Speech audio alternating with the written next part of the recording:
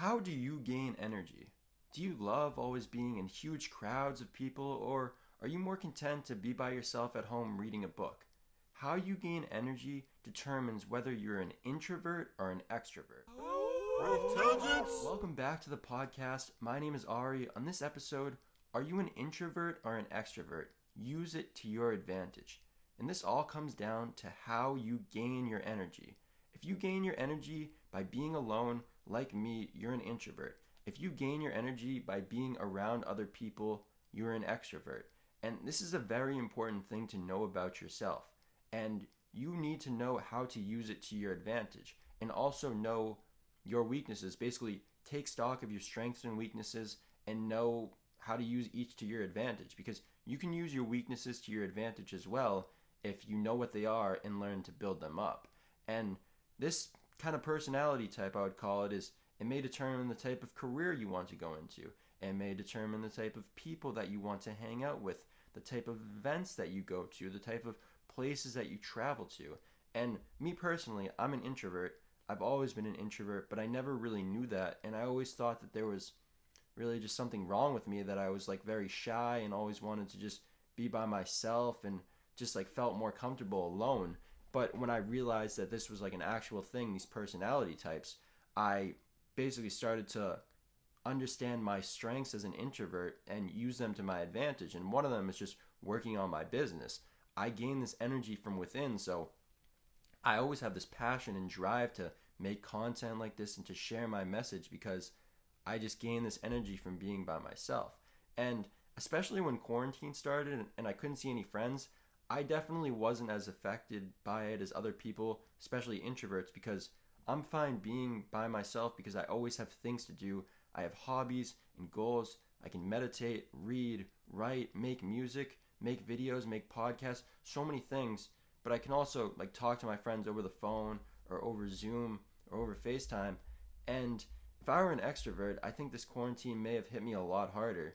But again, I don't need to be around other people to gain energy. I get it from within.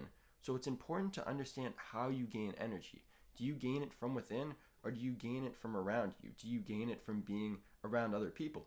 And there's nothing wrong with being either or, but it's important to know which one you are so you can use it to your advantage. And just some of my weaknesses being an introvert is I don't love being in large crowds, but I'll still go out, I'll still hang out with people, I'll still like go to concerts and stuff. I just have to know that I'm putting myself in a place where I'd feel uncomfortable, so I just have to know that this is like what I'm doing. And meeting new people, kind of introducing myself, and this is something that I've gotten better at also, just by pushing my comfort zone, and just like public speaking, which again, like I've done by taking presentations classes and just by speaking in front of the camera. I've become a lot more comfortable with it. And exactly, I've just learned to step outside my comfort zone. It's really what it is. You're going to be uncomfortable, whether you're an introvert or extrovert. There are going to be certain situations that you're uncomfortable in. It's important to understand what those situations are, why you're uncomfortable. Like, oh, I'm an extrovert. I'm uncomfortable being by myself. So maybe I should try it just a little, maybe for like 30 minutes, or maybe just like 10 minutes, sit by myself and meditate and just see what it's like. And over the past couple of years, I've definitely developed more extroverted tendencies, which is like reaching out to people, being more socializing. And you can definitely learn either or, but it's important to know where you start on this journey.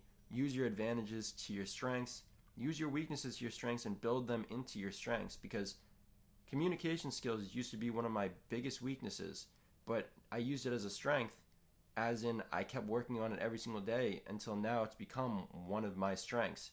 Just by making many videos for YouTube and spoken word poems, I've gained more confidence. And just answer this question: are you an introvert or are you an extrovert? Whatever the answer is, reflect on your strengths, reflect on your weaknesses, figure out how to use it to your advantage. That's all for today's episode. Thank you for watching. I really hope you enjoyed this and got some value from it. Have a great day. Peace.